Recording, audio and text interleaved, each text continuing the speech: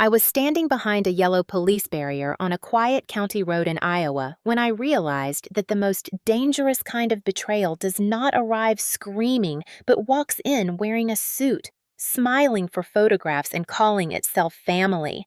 And I understood that truth at the exact moment I watched three black federal vehicles roll through the gates of the laboratory I had built with my own hands, because the man being ordered to his knees by armed agents was not a criminal. I did not know, but my older brother Daniel Hart, age 34, the same brother my parents had protected all his life. The same brother who had once shoved me into a kitchen wall when I was 16 and been excused because he was stressed, the same brother who had just held his wedding inside my biological research facility and triggered a federal indictment that would change all our lives forever. My name is Dr. Evelyn Hart. I am 29 years old and I am a molecular biologist specializing in applied microbiology, a field my family has always described as strange, excessive, and unnecessary. And yet the building now surrounded by armed officers was not some eccentric hobby space, but a fully licensed biological laboratory built to federal standards valued at just over $2 million and governed by laws that do not care about blood ties or wedding invitations. I could hear the low mechanical hum of the negative pressure system still running inside the structure, a sound I had lived with for years, a sound that had once represented safety discipline and control, and now felt like the slow ticking of a clock counting down to consequences that could not be undone. When the first agent from the Department of Justice approached me and asked my name, I answered calmly, even though my hands were shaking, and when he asked if I understood why the Centers for Disease Control and Prevention had jurisdiction over the scene, I said yes because I had memorized those regulations during my doctoral training, because I had built my entire career around respecting them, and because I knew that if I had not made the call that morning, there would have been blood on the grass instead of photographers.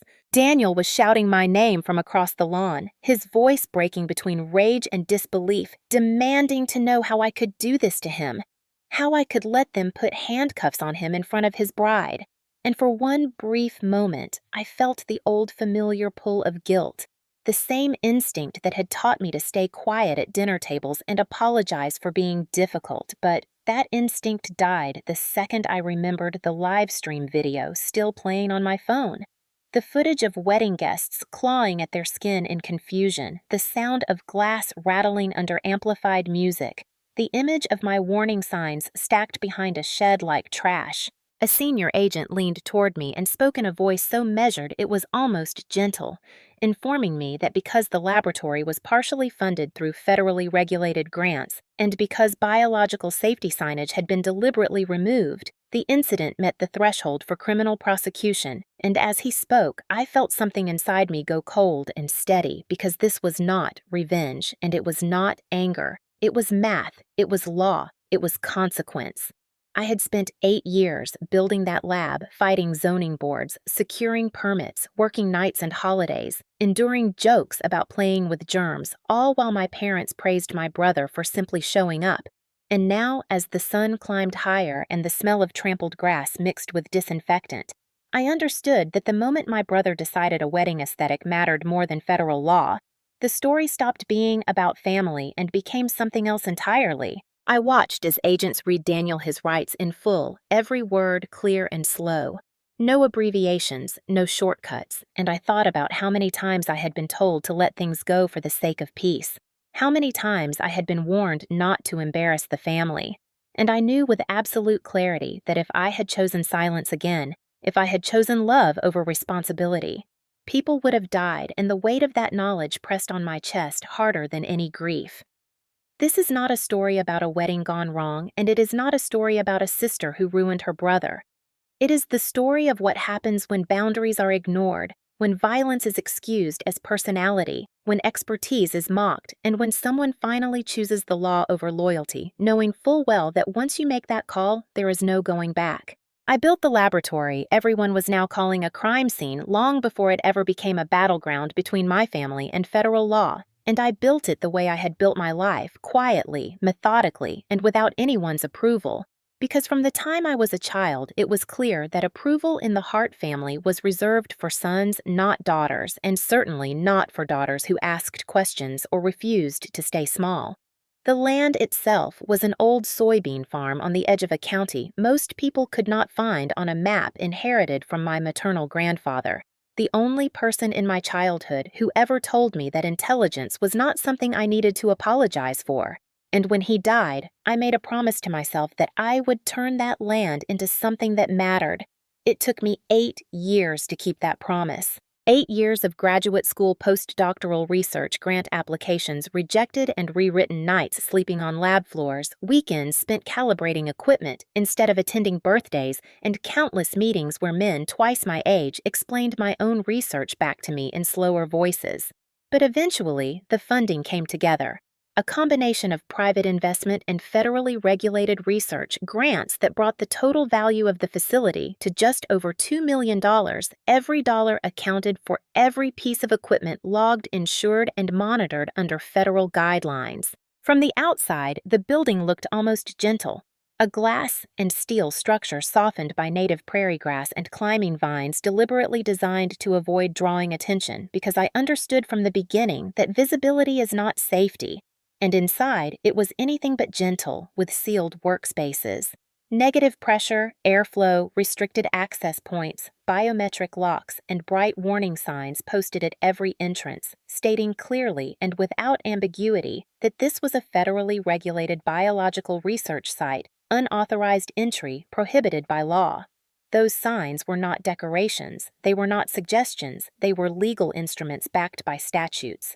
I could recite from memory statutes that made me personally responsible for every organism, every sample, and every human being who crossed that threshold, and that responsibility sat on my shoulders every time I unlocked the door. I registered the operation under an LLC, not to hide assets, but because the law required it. I fought the zoning board for 8 months to secure the proper classification, and I complied with inspections so thorough they felt invasive, because I knew that the price of being taken seriously in my field was perfection, especially as a young woman with no powerful last name to shield me. My parents attended exactly one open house, walked through the outer corridor, glanced at the equipment, and left early. My mother whispering that it smelled strange, and my father joking that I had built an expensive greenhouse. And my brother Daniel did not come at all, telling me later that he did not see the point of visiting a place where nobody was allowed to touch anything. They never asked about the research, never asked what the lab was designed to prevent, as much as discover, never asked what would happen if the systems failed, and I did not push because pushing had never earned me anything except trouble. What they did not understand, and what they would soon learn in the most unforgiving way possible, was that once federal money enters a space, sentiment leaves it that the law does not pause for weddings or forgive ignorance, and that the building they saw as an unused backdrop for photographs was in fact a tightly controlled environment where one careless decision could ripple outward into consequences far beyond. Our family consequences written into statutes enforced by agencies and carried out without emotion. When people later asked me why I was so calm standing behind that police barrier, I did not tell them that calm was the only thing left to me because I had already spent years learning that if you want to survive in systems that were not built for you, you follow the rules perfectly and you prepare yourself for the day when someone else decides they do not have to. If my laboratory was built on precision and rules, my family was built on denial, favoritism, and a silence that protected the loudest person in the room, and that person had always been my brother Daniel, 4 years older than me, and treated as if the sun rose and set according to his moods, while I learned early that my role was to adjust, accommodate, and never make trouble. My father, Richard Hart, 62, believed in order as long as he was the one giving it, and my mother, Carol Hart, 59, believed in peace as long as it did not require her to confront the damage being done to her daughter, and together they created a household where Daniel was praised for existing and I was corrected for breathing too loudly. When Daniel failed classes, it was because the teachers did not understand him when he quit jobs. It was because the work was beneath him, and when he shoved me during an argument when I was 16 and sent me sliding into a cabinet hard enough to bruise my ribs, my father told me to stop provoking him, and my mother asked what I had said to make him so upset. That moment did not end with apologies or consequences. It ended with dinner being served, and the incident folded into the long list of things we did not discuss. And from that night forward, I understood that in my family, harm did not count if the person causing it was male and loud enough to redefine reality. As I grew older and my academic achievements accumulated, the imbalance only deepened because success in a daughter was treated as an inconvenience rather than a victory. Something that made gatherings awkward and conversations short, while Daniel's smallest milestones were celebrated as proof of his potential. When I earned my doctorate at 27, my parents congratulated me politely and left early to attend one of Daniel's casual parties, and when I secured the funding for my laboratory, my mother asked whether it meant I would finally move back home and settle down, as if the years I had spent building a career were a temporary detour from a life she still expected me to live according to her script. Daniel, for his part, mocked my work openly, calling it creepy, calling it excessive, calling it a waste of money that could have been used for something normal. And when I reminded him that the lab existed because of my research and my responsibility, he laughed and said that family assets should be shared. A phrase my parents nodded along to without noticing how easily it erased me. The pattern was always the same.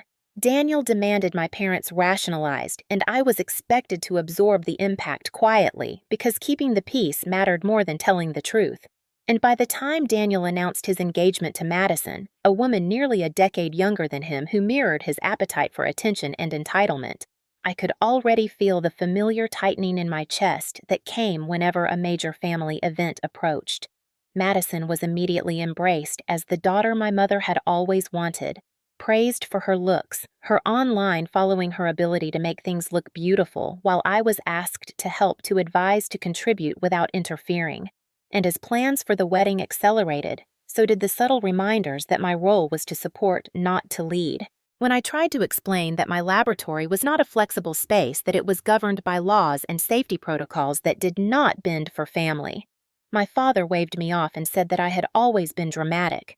My mother sighed and said that I was making things harder than they needed to be, and Daniel stared at me with the same expression he had worn years earlier in the kitchen, a mixture of impatience and certainty that the rules did not apply to him. In those moments, the past and present blurred together, the shove against the cabinet echoing in the dismissive laughs at the dinner table, the bruises I had hidden beneath long sleeves mirrored in the professional boundaries they refused to respect, and I began to understand with painful clarity that what I was facing was not a single disagreement about a venue, but a lifetime of learned behavior, a family system that rewarded dominance, excused aggression, and punished resistance, and that any attempt to assert myself would be treated not as self-protection, but as betrayal.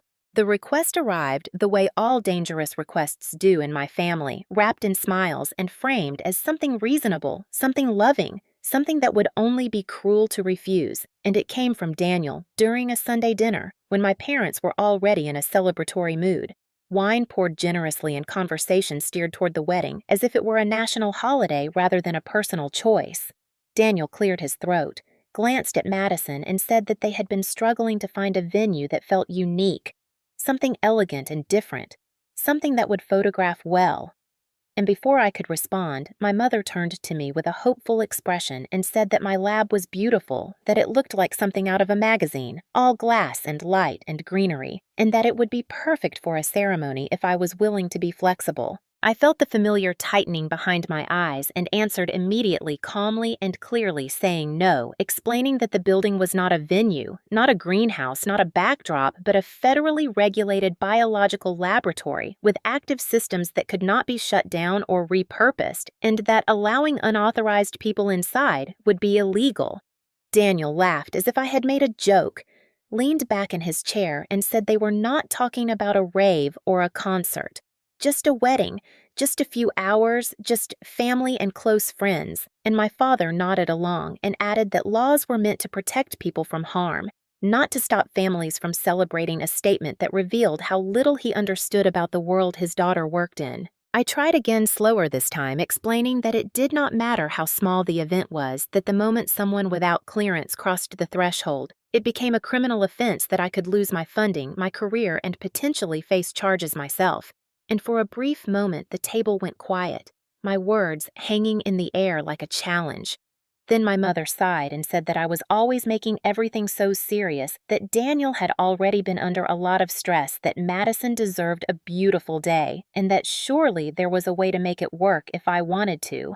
That was when Daniel's tone changed, losing its casual edge and taking on something sharper. Something familiar, as he said that families should support each other, that I owed him after all the times he had looked out for me, and that it was unfair for me to hide behind rules when what he was asking for was one favor. I remember looking down at my hands on the table and noticing how still they were, how carefully I was holding myself together, and realizing that this conversation was not about logistics, but about power, about whether I would finally assert a boundary that could not be negotiated away. I looked up and said no again, this time without explanation, and the reaction was immediate. My father's jaw tightening, my mother's eyes filling with tears, Daniel pushing his chair back and accusing me of trying to sabotage his happiness, of being jealous, of caring more about microbes than people. Madison remained silent, watching the exchange with an expression that suggested calculation rather than shock. And when my mother began to cry and say that she did not understand why I was being so difficult, something inside me hardened. I told them that the discussion was over, that my answer would not change, and that if anyone entered the lab without authorization, I would be legally obligated to report it a sentence that landed like an insult rather than a warning. The dinner ended shortly after tension thick and unresolved, and as I drove home that night, I replayed the conversation in my head, wondering why my clear refusal had been treated as an opening argument, and sensing with a dread I could not yet articulate that in a family where my boundaries had never been respected, my no had already been translated into something else entirely. What ultimately allowed everything that followed was not ignorance or incompetence, but a weakness I had carried quietly for most of my life, the need to be seen by my family as something other than the difficult daughter who ruined the mood, and that weakness surfaced in the days after that dinner, as messages began arriving one by one, carefully calibrated to wear me down. My mother called first, her voice soft and tired, telling me she had not slept, that the tension was affecting her health, that she wished I could understand how important this wedding was for Daniel, and that she did not know how to hold the family together if I insisted on being so rigid. My father followed with a text reminding me of everything they had done for me growing up, the roof over my head, the sacrifices they had made, and although he did not say it directly, the implication was clear that gratitude should translate into compliance. Daniel waited longer, and when he finally reached out, his tone had shifted completely, stripped of accusation and filled instead with apology, telling me he had been wrong to raise his voice, that he respected my work, that he knew I was under pressure, and that he would never do anything to jeopardize my career. He said he just wanted one small compromise, something that would allow the family to move forward without resentment, and I hated myself for how much I wanted to believe him. The truth was that I was exhausted not just from work, but from years of being positioned as the obstacle to harmony, and the idea that I could resolve everything with a controlled concession began to feel like relief. I told myself that I was not giving in, that I was managing risk, that if I drew the line clearly and stayed involved, I could prevent anything truly dangerous from happening, and that rationalization opened the door wider than any locksmith ever could. I agreed to allow Daniel and Madison to use the exterior grounds of the property for photographs only, strictly outside the lab, strictly supervised. No guests inside, no exceptions. And I put those terms in writing, sending an email that outlined every boundary in precise language. Daniel responded almost immediately, thanking me, promising compliance, and telling me that he knew how lucky he was to have a sister like me. Words that landed with more force than they deserved, because they touched a part of me that had been starved for approval. My mother called again, crying this time, telling me how proud she was that I was finally being flexible. How relieved she felt, knowing the family would not be divided on such an important day, and I let myself believe that this small sacrifice might finally earn me a place that was not conditional. What I did not realize then was that my willingness to negotiate had not been interpreted as generosity but as permission, and that in a family accustomed to overriding my limits, a partial yes was functionally identical to surrender. The final step came disguised as concern when my parents surprised me with a 3-day wellness retreat voucher, insisting I needed rest before the wedding weekend. insisting that I deserved time away and assuring me that everything on the property would be left untouched in my absence. I hesitated reviewing system redundancies, checking remote monitoring protocols, reminding myself that the lab was secure, that access controls were in place, and that I had explicitly forbidden entry, but the voice in my head that sounded like my mother told me that refusing this gift would look ungrateful, that accepting it would signal trust, and that trust was the thing I had always been accused of withholding. So I agreed to leave town, telling myself that boundaries plus goodwill could coexist, that professionalism could survive family, and that this time would be different, unaware that my departure was the final piece they needed and that my desire to be loved had just been weaponized into the most effective distraction of all. The plan unfolded with a precision that told me later it had never been spontaneous, only hidden.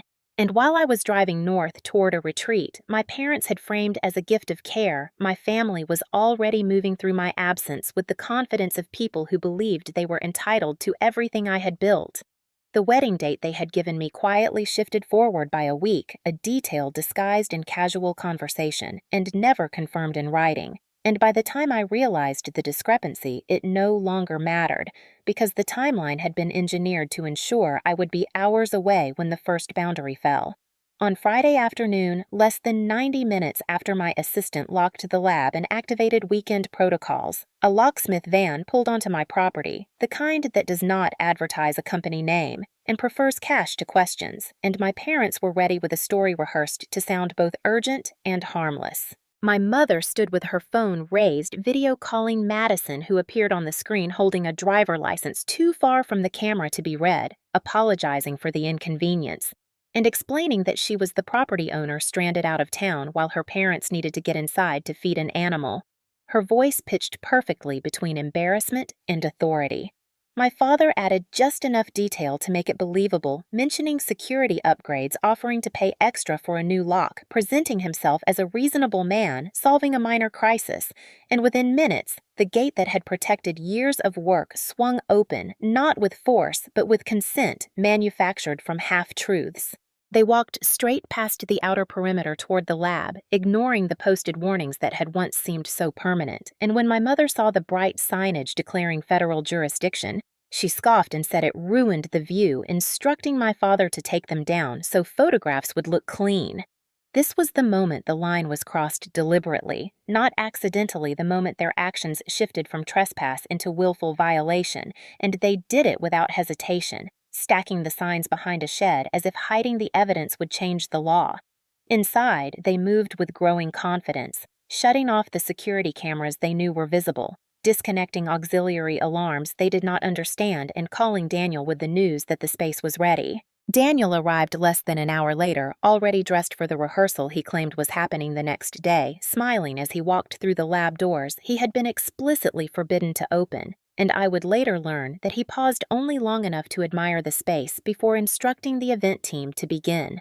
While I was settling into a quiet room with soft lighting and guided meditation, my laboratory was being transformed piece by piece into a wedding venue, the negative pressure vents blocked by staging the specialized lighting repurposed for ambiance, the sterile preparation areas turned into bars, and every decision was justified by the same assumption that nothing bad would happen because nothing bad ever had before.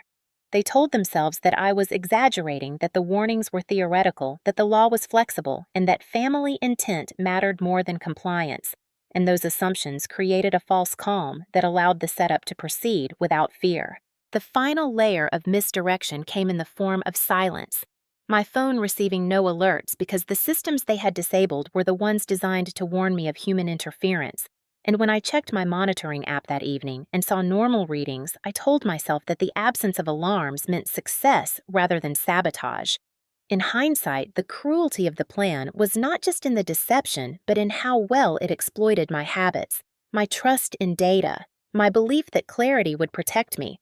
And by the time the first guests arrived early Saturday morning, stepping into a space that should have been restricted by law, the consequences were already set in motion, unseen and irreversible, waiting only for the final trigger to turn a family celebration into a federal crime. By the time the first event trucks rolled onto my property just after sunrise, my laboratory had already been stripped of its identity as a place of work and responsibility and recast as something ornamental, something to be consumed. And the most unsettling part was not the speed of the transformation, but the confidence with which it was carried out.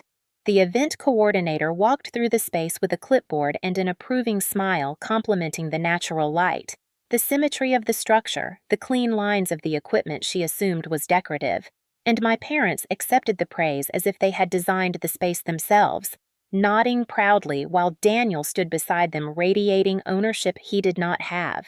No one asked what the machines were for. No one wondered why access points were sealed or why certain areas were marked for restricted use, because curiosity would have required humility, and humility had never been part of the equation. The central chamber of the lab, the area I had designed specifically for controlled airflow and containment, was selected as the ceremony space because it felt dramatic, because the acoustics amplified sound beautifully, and because the intersecting lines made for striking photographs. And as platforms were assembled and floral arrangements installed, the ventilation grates beneath them were slowly and completely blocked. High-intensity growth lamps calibrated to precise wavelengths were angled downward to create a romantic glow, their heat output increasing without anyone monitoring the change, while delicate instruments were pushed aside to make room for tables laden with glassware and decorations. Daniel moved through it all with the easy authority of someone who had never been told no in a way that mattered, approving decisions, redirecting staff, laughing when someone hesitated near a warning label and making it clear that time and aesthetics were more important than caution. When one of the crew members asked whether it was safe to have open flames near the equipment, Daniel waved the concern away and said his sister worried too much that the place was overbuilt and that nothing bad was going to happen at a wedding. That sentence, I would later realize, captured the entire moral failure of the day, the belief that intention cancels risk and that celebration grants immunity. As the setup continued, more systems were compromised not out of malice, but out of convenience. Doors wedged open for easier movement sensors covered so they would not trigger alerts during sound checks, and pathways rerouted to accommodate camera angles for the live stream. Madison insisted on broadcasting because the wedding was not just a personal milestone, but content, a performance meant to elevate her status and prove that she had married well. By mid-morning, guests began arriving dressed in formal attire and guided confidently inside by staff who had been assured everything was permitted, and each step they took deeper into the lab carried contaminants outward and foreign particles inward, a quiet exchange invisible to everyone present. I imagine my brother standing there as the first music played, satisfied and unafraid, believing that he had won, that he had taken what he wanted without consequence, and that whatever rules existed had bent to accommodate him as they always had. What none of them understood, and what the law would later make brutally clear, was that the transformation of that space was not symbolic. It was functional, that by altering airflow, heat, sound, and access patterns, they had changed the behavior of the biological systems inside, and that the lab was no longer a controlled environment, but a sealed chamber under stress. When people talk about crimes, they often imagine a single violent act, a moment of explosion or confrontation, but standing there behind the police tape hours later, I understood that the real crime had been cumulative. Built decision by decision, compromise by compromise, each one small enough to justify, until together they created a situation that could not be undone. My laboratory had been violated not just physically, but philosophically, reduced from a place governed by evidence and restraint to a backdrop for ego and spectacle. And in that shift lay the fuse that would soon be lit, because systems designed to protect life do not tolerate being treated as decorations, and they respond to neglect, not with warning but with consequence. The collapse did not arrive all at once, but unfolded in stages so subtle at first that the guests mistook danger for excitement, and that misinterpretation was what allowed everything to accelerate beyond control. Because when people expect joy, they reinterpret warning signs as atmosphere.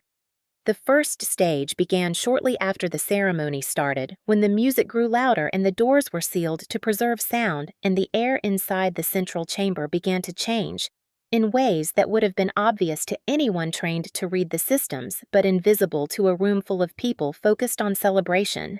Carbon dioxide levels crept upward as 150 bodies breathed in unison heat accumulated beneath the lighting rigs that had been angled down for effect, and the blocked vents prevented proper circulation, creating a warm, dense pocket of air that pressed against the glass walls like a held breath. Guests laughed more loudly than usual. Faces flushed movements loose, and Madison beamed for the cameras, commenting into the live stream about how electric the space felt, how alive everything seemed, and online viewers responded with hearts and compliments praising the venue and asking where it was located. This was the stage where danger masqueraded as enchantment, where the very symptoms that should have raised concern were celebrated as proof that the wedding was special. The second stage arrived without announcement and with far less grace, beginning as irritation that spread through the crowd like static guests scratching at their arms and necks, rubbing their eyes, adjusting collars as if the air itself had turned abrasive. Conversations faltered as people complained of headaches and dizziness, laughter thinning into confusion, and a few guests near the edges moved toward the exits only to be guided back inside by staff worried about disrupting the live stream. On camera, the shift was unmistakable. Smiles, slipping movements jerky. The bride snapping at her attendants, the groom pacing and rubbing his temples, and the comment section began to fill with questions asking whether everyone was all right. It was at this point that the biological systems inside the lab responded to the sustained stress-releasing compounds that under normal conditions would never reach perceptible levels, but in the sealed, altered environment began to accumulate, interacting with elevated carbon dioxide and sound vibrations to produce effects no one present was prepared to recognize. The third stage hit with the violence of a door kicked open, transforming discomfort into chaos as reality fractured differently for each person inside. Guests staggered, some collapsing to the floor, others shouting at unseen threats, eyes wide with terror or wonder as hallucinations took hold and the live stream still broadcasting captured scenes that would later circulate across the internet stripped of context and mercy. One man in the front row began laughing uncontrollably, insisting he could see colors pouring from the ceiling while a woman nearby screamed that the walls were closing in, clawing at the glass until her hands bled. Daniel himself became unrecognizable, shouting orders that made no sense, accusing staff of sabotaging the wedding, and Madison fell to her knees in her gown, sobbing and trying to tear the fabric away as if it were alive, begging someone to make the images stop. Guests surged toward the exits in panic, only to find the reinforced glass and sealed doors unyielding, turning the space into a transparent cage filled with sound and fear, and outside passers-by and early arrivals froze as they watched the spectacle unfold through the walls. Phones raised, unsure whether they were witnessing performance or emergency. Emergency calls flooded local dispatch as viewers from the live stream reported a mass poisoning, a gas leak, an attack, anything that could explain the scene, and first responders arrived to a situation they did not have the training or equipment to enter safely. The law that my family had dismissed as inflexible now asserted itself through protocol officers establishing a perimeter, medics holding back, waiting for guidance that could only come from federal authorities because stepping inside without protection would only add victims to an already unraveling situation. Somewhere between the screams and the sirens, the final illusion shattered the belief that intention could override consequence, dissolving as quickly as the celebration had formed, and the space that had been chosen for its beauty revealed its true nature as a controlled environment pushed beyond its limits. When I later watched the footage frame by frame, I saw the exact moment the crowd realized this was not a prank or a bad reaction, but something far more serious, a collective understanding that arrived too late to prevent what followed. The truth was brutal and simple. Systems do not care why you violate them, only that you do. And by the time the live stream finally cut out, amid cries and confusion, the wedding had already crossed the threshold from personal disaster into a public emergency, leaving behind a record that would ensure no one could ever claim ignorance again. I was halfway through the retreat dinner when my phone vibrated with a pattern I recognized instantly, not a social notification or a missed call, but a system alert sequence that should never appear together. And when I stepped away from the table and opened the monitoring app, My stomach dropped as I saw red warnings stacked one after another. Airflow anomaly, carbon dioxide levels, critical unauthorized access, detected camera feeds offline. At first, my mind tried to rationalize what I was seeing, telling me there must be a technical glitch, that the systems had failed coincidentally, but that hope lasted only seconds before a flood of messages arrived from my assistant, her texts escalating from confusion to panic as timestamps advanced. She wrote that the readings were impossible, that she was driving to the property, that there were cars everywhere, that she could hear music from the road, and then the message that changed everything. There is a wedding happening inside your lab, and something is very wrong. My hands were steady as I opened the livestream link she sent, steadier than I would have expected, and when the video loaded, I felt a cold clarity settle over me because the images on the screen confirmed what the data already had. My family had crossed the line I had warned them about, and they had done it publicly. I watched guests stumble and scream, watched my brother pacing like a trapped animal, watched my warning signs absent from their posts, and in that moment, the situation crystallized into a simple equation with no emotional variables left to calculate. If I did nothing, if I tried to handle this quietly or hoped it would resolve itself, the first responders on scene would walk into a contaminated environment, unprotected. More people would be exposed, and I would become complicit, not only morally but legally. Because under federal law, failure to report a release or risk event is itself a felony. If I acted, if I made the call I had trained for but never wanted to make, I would trigger an investigation that would not stop with evacuation and cleanup. An investigation that would ask who authorized entry, who removed signage, who disabled systems, and who benefited. And I knew exactly where those questions would lead. I stood alone in the hallway of the lodge, my phone pressed to my ear, and dialed the emergency number printed in my training manual, the one we joked about during certification as something no one ever actually used. When the operator answered, I identified myself clearly, gave my name, my credentials, my project identification number, and stated without hesitation that there had been an unauthorized event at my federally regulated laboratory, resulting in a dangerous environmental condition. The transfer to federal response was immediate, the voice on the other end calm and precise, asking questions I answered with the same discipline I had applied to my work for years, describing the organisms involved, the systems compromised, the estimated exposure, and the presence of civilians. As I spoke, I felt the last thread of family loyalty snap, not in anger, but in acceptance. Because this was no longer about betrayal or hurt feelings, it was about responsibility, and responsibility does not negotiate. The agent instructed me not to return to the property, not to contact anyone involved, and to prepare for a formal debrief, and when the call ended, I stood there listening to the muted sounds of the retreat continuing around me. People laughing, unaware that my life had just split cleanly into before and after.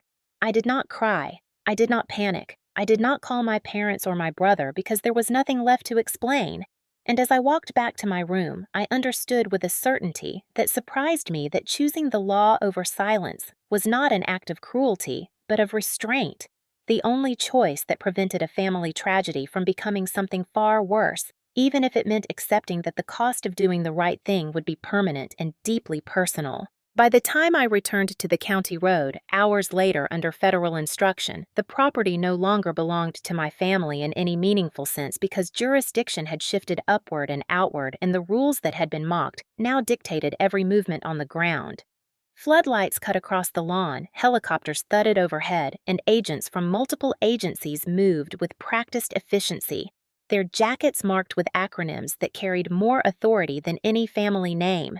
I was escorted to a temporary command post where a senior official explained the sequence of actions already underway.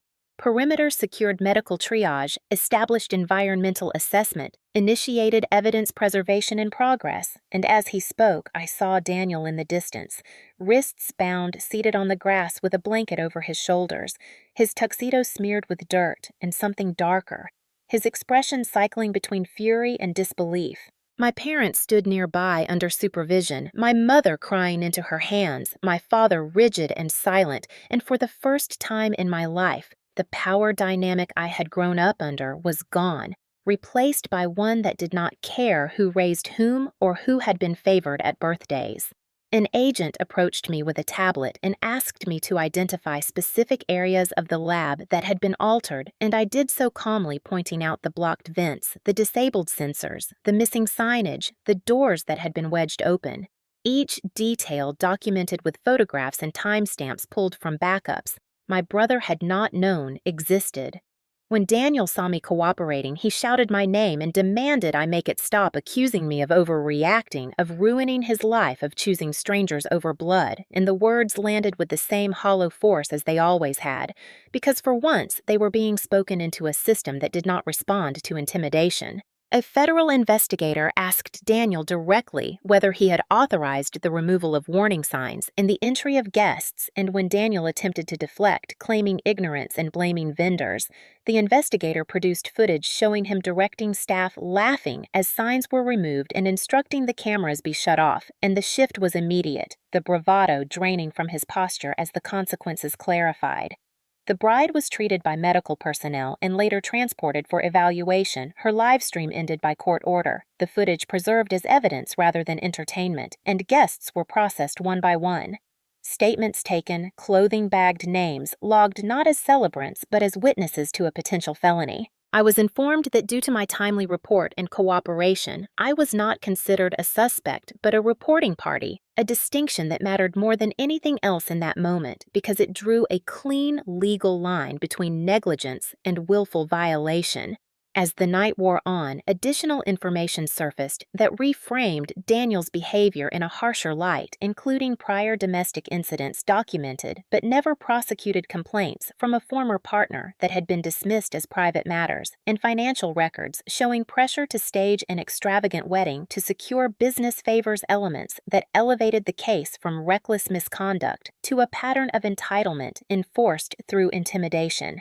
The investigators did not editorialize, they simply added the facts to the file, and with each addition the scope widened, turning what Daniel had framed as a family disagreement into a matter of public interest. When an agent finally informed Daniel that he was being detained pending federal charges, the words were delivered without drama, and yet they landed with finality, because for the first time his actions had met a boundary that could not be negotiated away. Watching him led toward a vehicle marked for transport, I felt neither triumph nor relief, only a sober recognition that accountability had arrived, not because I had demanded it, but because the law had been invited in and had found exactly what it was designed to address: a deliberate choice to ignore risk in pursuit of status and the harm that inevitably follows when power goes unchecked. The weeks that followed unfolded with a slowness that felt almost deliberate, as if the system wanted every consequence to be fully understood rather than rushed past. And during that time, the story my family had tried to tell collapsed under the weight of documentation timelines and laws that did not bend to emotion. The formal indictment was unsealed on a gray Monday morning, charging my brother Daniel Hart with multiple federal felonies, including willful violation of biological safety regulations, destruction of federally protected research property, unauthorized access to a regulated facility, and reckless endangerment resulting in mass exposure, each count carrying penalties he had once laughed off as theoretical. The language of the document was precise and unforgiving, outlining how warning signs had been removed knowingly, how access controls had been bypassed intentionally, how systems had been disabled to accommodate an event designed for public broadcast, and how those choices had directly led to a hazardous condition requiring federal intervention. My parents were not charged criminally, but they were named repeatedly in the factual record as participants in the planning and execution of the unauthorized entry, a distinction that spared them prison, but not consequence, because civil liability does not require intent, only involvement. The civil suits arrived next, filed by guests who had been hospitalized, treated, and discharged with bills that averaged thousands of dollars each, and by insurers who refused coverage on the grounds that the damages resulted from intentional illegal acts rather than accidents. The total exposure mounted quickly: medical expenses, property loss, emotional distress claims tied to the live stream footage that had gone viral before it was taken down by court order, and the costs of environmental remediation that followed the incident. A specialized cleanup team dismantled my laboratory piece by piece, destroying equipment that could not be safely decontaminated, excavating soil, sterilizing surfaces, and documenting every step for the record. And when the final invoice was issued, it exceeded $1 million, a number that rendered every argument about misunderstanding irrelevant. My parents lost their home within months, forced to sell under pressure to satisfy judgments that continued to accrue interest, their retirement accounts frozen and wages garnished. The comfortable future they had assumed was guaranteed unraveling in real time. Daniel accepted a plea agreement on the advice of counsel, admitting guilt to a reduced set of charges in exchange for a defined sentence that still carried years of incarceration and a permanent criminal record. And when he stood before the judge, stripped of confidence and rhetoric, the contrast was stark enough to be painful. The judge spoke directly to him, noting that education privilege and family support had given him every opportunity to choose differently, and that his decision to ignore explicit warnings in pursuit of status and spectacle demonstrated a disregard for public safety that could not be excused. Sentencing was handed down with clarity: a term of imprisonment, supervised release, mandatory restitution, and a prohibition on involvement with any regulated facility. The words echoing through a courtroom that had once been a place of abstraction in my mind and now felt very real. As for me, the outcome was quieter but no less final. My funding terminated due to contamination, my laboratory shuttered by order. My name cleared of wrongdoing but forever linked to an incident that would follow me through professional circles. I accepted a teaching position at a state university in another region, a role that paid less and carried less prestige, but allowed me to remain in science without the constant scrutiny of grants and inspections. And when I packed my belongings, I realized how little of what I owned had survived the cleanup, how much had been reduced to numbers on a spreadsheet labeled "destroyed." There was no moment of celebration, no sense of victory, only a sober accounting of what had been lost and why. And yet within that accounting lay a strange relief, because the question of whether the outcome could have been avoided no longer haunted me. The answer was documented, signed, and entered into the record, and it stated plainly that the disaster had not been caused by my refusal, but by my brother's entitlement, not by my insistence on rules, but by his belief that rules did not apply to him. Watching my family reckon with consequences they had spent decades deflecting was not satisfying, but it was clarifying because it proved that accountability does not require cruelty, only consistency, and that systems designed to protect the public will eventually expose private patterns of abuse and favoritism for what they are. The law did not punish my family out of spite. It responded to evidence, and in doing so, it drew a line that had never existed in our home, a line that finally made clear that harm does not disappear simply because it is committed in the name of love. I left Iowa at the end of summer with everything I still owned packed into the back of my car, the rest having been cataloged, sealed, and destroyed as contaminated material. And as the highway stretched out in front of me, I understood that starting over did not always look like hope. Sometimes it looked like emptiness that had finally stopped hurting. The town where I had grown up faded in my rearview mirror, along with the house my parents had lost to the family gatherings that had always required me to shrink, and the laboratory that had once represented my future and now existed only in reports and photographs. I did not say goodbye to my parents, not out of spite, but because there was nothing left to explain, and the silence between us felt cleaner than any conversation we could have forced. Daniel did not contact me from prison, and if he tried, I never heard it, because part of the conditions that allowed me to move forward was choosing not to reopen doors that had nearly destroyed me. At Prairie State University, where I accepted a modest position teaching undergraduate biology, my past was known but not sensationalized, and in lecture halls filled with students who had never heard my family name, I rediscovered a version of myself that existed outside of damage control. I taught them about systems, about cause and effect, about how biology does not reward intention but responds to conditions. And sometimes when I spoke, I felt as if I were explaining my own life in a language I had finally learned to trust.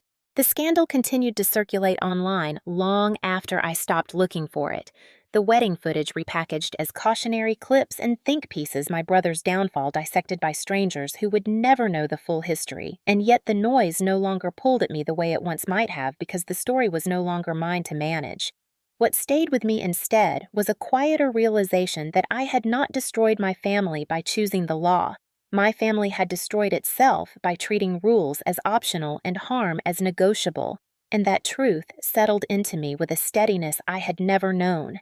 For years, I had believed that endurance was love, that absorbing impact was strength, and that silence was the price of belonging. But standing alone in my new apartment surrounded by books salvaged from a life that had burned down, I recognized how wrong I had been. Love does not require you to endanger others. Loyalty does not demand complicity, and family is not defined by blood, but by respect for boundaries that keep people safe. The justice that arrived in my story was not dramatic or personal. It did not offer closure or apologies, it simply enforced consequences with indifference. And in that indifference, I found something close to peace because for the first time the rules had applied equally, and the pattern that had governed my childhood had been broken by a system larger than us all. When people ask me now if I regret making that call, if I wish I had handled things differently, I answer honestly that regret assumes an alternative outcome that would have spared everyone, and no such outcome existed because the choices that led to that wedding had been made long before I ever dialed a number. I lost a laboratory, a career path, and the illusion of a family that would ever protect me. But I gained a life where my safety is not conditional and my work is not minimized, and as I continue west towards something quieter and more honest, I carry with me the knowledge that sometimes the most merciful act is not forgiveness but enforcement, not silence but truth, and that choosing responsibility over loyalty, once you survive, it feels less like punishment and more like freedom.